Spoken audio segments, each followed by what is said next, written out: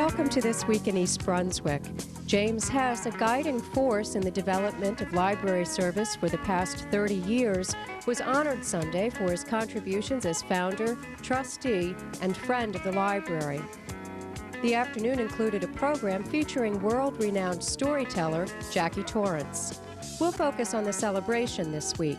And Rebecca Brenowitz brings word of an upcoming Sunday afternoon event, this one sponsored by the East Brunswick Human Relations Council in celebration of cultural diversity. Also this week, a review of the Town Council meeting held Monday night. But first, here's a quick look at programming on Channel 8 next week. Try a weighted workout with Lenore Kulik Monday morning at 10. That's on Look Great, Feel Great. At 10:30, Kristen Lott reads stories about the circus to local preschoolers on Stories from the Library. Tuesday night at 7, it's EB18 with Joan Farrell. And at 7:30, Phil Hill interviews Frank Palma, a collector of Brooklyn Dodger memorabilia, on Sports Talk. Storyteller Bill Mooney takes on many characters during a visit with Dolly Vasta on For Art's Sake. That's Wednesday night at 7:30. At 8 o'clock, New Jersey designer craftsmen celebrate the Year of American Craft and National Arts and Humanities Month on the Arts. A tour of the exhibit Paper Made New Jersey, Handmade Paper and Books is included. Thursday's night lineup features a new edition of This Week in East Brunswick at 7 and 8, and Aging Aspects at 7:30. Watch the Community Bulletin Board for information about repeats and high school sports coverage. Respectfully known as Mr. Library among those in the field, James Hess was honored Sunday for more than 30 years of visionary, untiring service to libraries throughout the state and country, and specifically for his commitment to our own East Brunswick Public Library.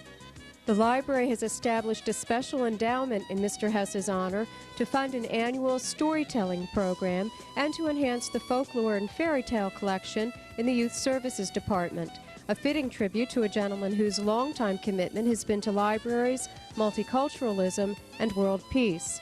Jackie Torrence, one of America's favorite storytellers, began the program with traditional and personal stories.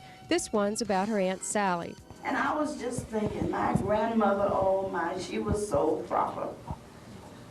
I got in trouble all the time. She even washed my mouth out with soap sometimes. That homemade soap, that's a terrible thing. See, when you say bad words and you say things that you're not supposed to say, you get your mouth washed out with soap back in those days. Well, my Aunt Sally, she was a big fat woman. I'm fat like my Aunt Sally, but my Aunt Sally was stylish.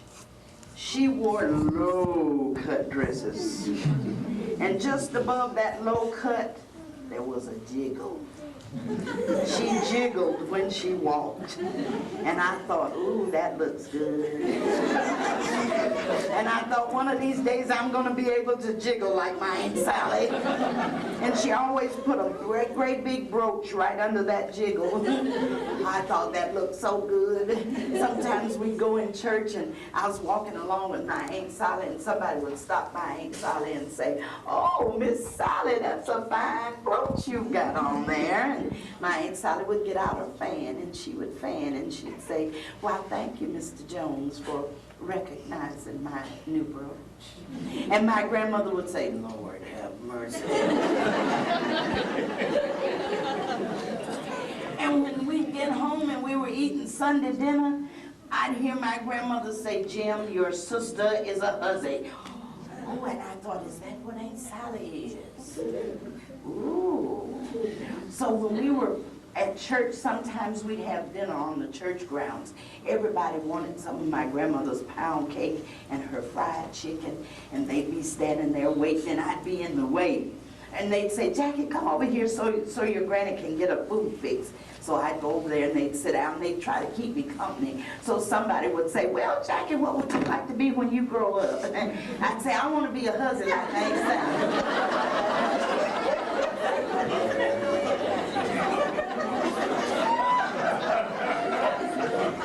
And I'd look at my grandmother's face, and I knew I had made a mistake.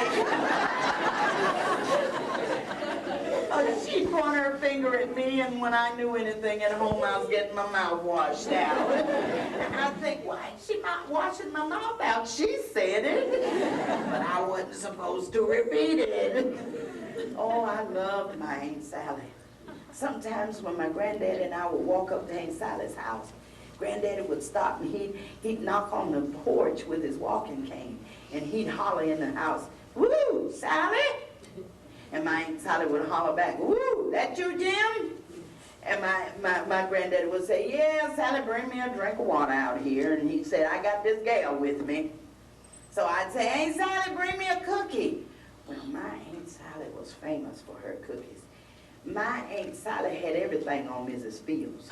Oh, way back in them days, Aunt Sally made great big cookies, especially for me. That's also what's wrong with me.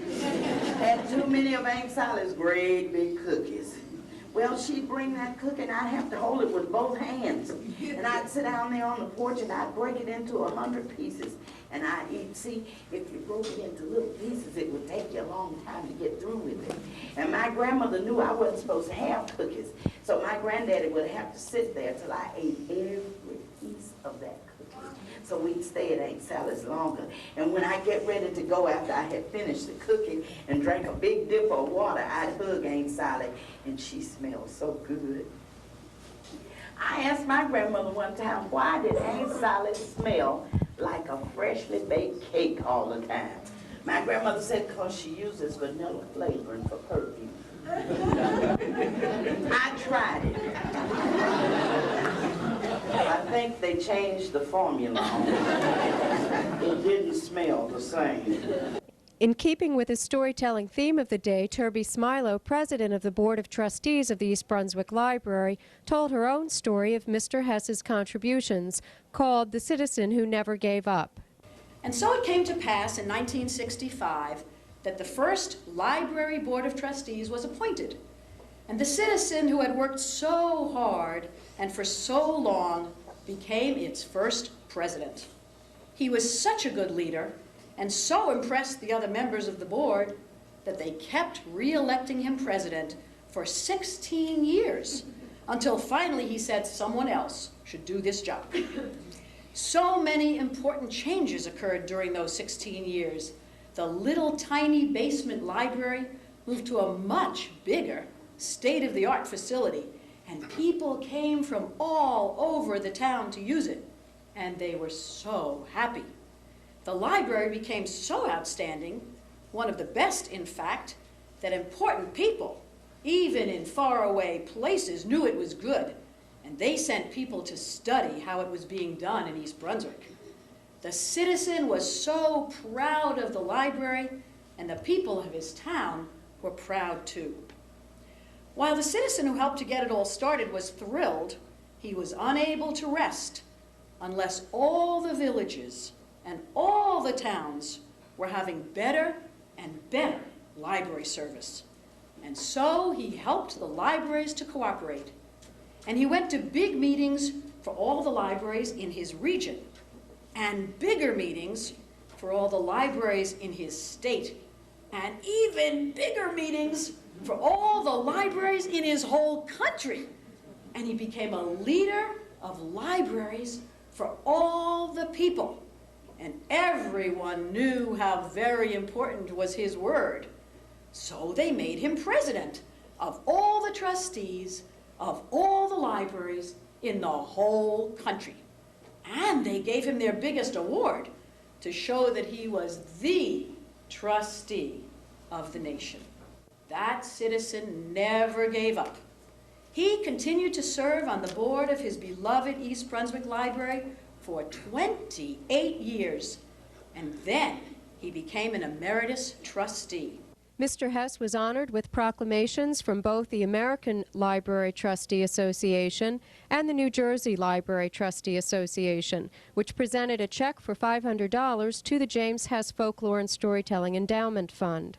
Library Director Sharon Karmazin announced the sale of T-shirts with a design by well-known author and illustrator Tommy DiPaolo, which will benefit the endowment, and presented a memory book and a logo of the endowment executed in glass. Ann Montanaro, president of the East Brunswick Friends of the Library, presented a check in the amount of $25,000 for the endowment. And members of the library staff and the Friends serenaded Mr. Hess with a rap rendition of thanks. Because storytelling is one of our oldest and most effective means of communication, I'm especially pleased that the library has initiated this annual event to maintain and perpetuate a tradition which has been a strong part of the library's program from its very beginning.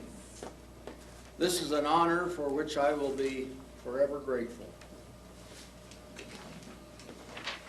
We've had some great storytellers on the library's staff, not just in the children's department, but in other sections as well. These folks have dreamed up all kinds of interesting ways to capture and hold the attention of their audiences, including a wide variety of puppet shows, posters, illustrations, role plays, songs, rap themes, and so forth. They've pulled out all the stops. Quite frequently, the staff has been augmented by adult or youth volunteers and professional storytellers such as Jackie Torrence, who has been here before, from this and other communities, and they brought new and exciting dimensions to the storytelling discipline. I want to thank all of you here today, and as well as many who could not be here or who have been here and have gone on, for your part in establishing this added emphasis on storytelling in the library, and for your continuing effort to keep this library on the cutting edge of excellence in library service. Most especially, folks, I want to thank my partner in life for the past 54 years, Kit, for her unfailing support of every effort to make this a better community, for her leadership,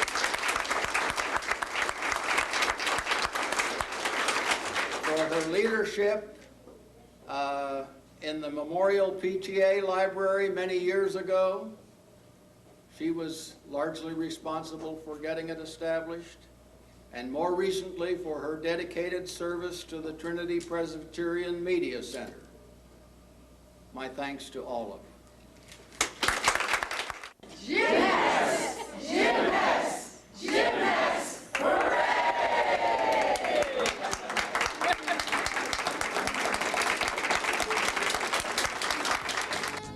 Hi, my name is Rebecca Brenowitz, and I'm a member of the East Brunswick Human Relations Council. I invite you to attend a very special forthcoming event on Sunday, October 17th from 1 to 6 p.m. to be held on the grounds of the East Brunswick High School. This event is called Our Community is Fair. The activity at the event will be constant, featuring many multicultural entertainers, singers, dancers, and musicians, such as a wonderful Right From Town Caribbean Steel Band or a Chinese dragon dance played by Mr. Lin from the Golden East Garden Restaurant. And the Mid-Jersey Chinese School will perform several traditional dances. There'll be Lebanese dancing, Indian dancing, Gothel jazz rap dancers and singers, Israeli dancing, South American dancing, plus so much more. We will have demonstrations from a local karate school and a local dance studio, and a performance by our all-time favorite town clown, Bonabini. Our own East Brunswick Library will be holding a storybook reading session and origami paper folding demonstrations. Let me not forget to tell you that we will also have a wide variety of ethnic foods from which to experience. At this event, we are proud to also inform you that we have searched and found some of the highest quality craft vendors from the area. Don't forget, the holidays will soon be upon us. If an event the weather is inclement, the event will be brought into the high school cafeteria and auditorium. The event is being co-sponsored by the Board of Education and many other community organizations. Let me finally remind you that a major role of the East Brunswick Human Relations Council is to help members of our community appreciate the benefits that a growing diversity brings to our town and neighboring towns. The more we learn about each other's cultures and interests, the more successful our community relationships will be. We hope to see you on October 17th. The Town Council rejected bids on the proposed aquatic center for the second time at last Monday's council agenda meeting. Bids ranging from $2.2 million to $3.2 million still exceed the $2 million price tag set by the mayor and council for the facility.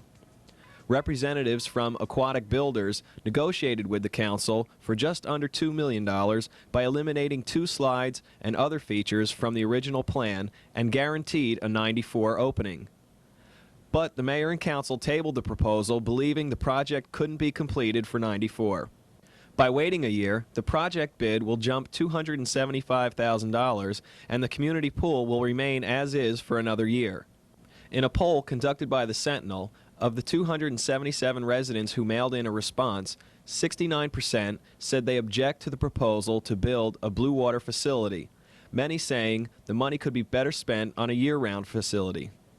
31% responded in favor of the plan. Also at the meeting, 2 proclamations were presented. Whereas the Township of East Brunswick is committed to preserving a healthy environment for our citizens, and whereas cars contribute up to 1/3 of the pollutants that lead to ground-level ozone, the chief ingredient in smog and New Jersey's most serious air pollution problem, and whereas the Ozone Transport Commission, made up of New Jersey, 11 other Northeast and Mid-Atlantic states, and the District of Columbia, is conducting a region-wide effort to educate drivers about how they can reduce car emissions, and whereas carpooling, using public transportation, biking, walking, commuting by computer from home, and taking advantage of alternative work weeks help clear the air by reducing vehicle trips, vehicle miles traveled, and vehicle emissions. And whereas the State Department of Environmental Protection and Energy and the Department of Transportation deserve support for their efforts to encourage drivers to use transportation alternatives.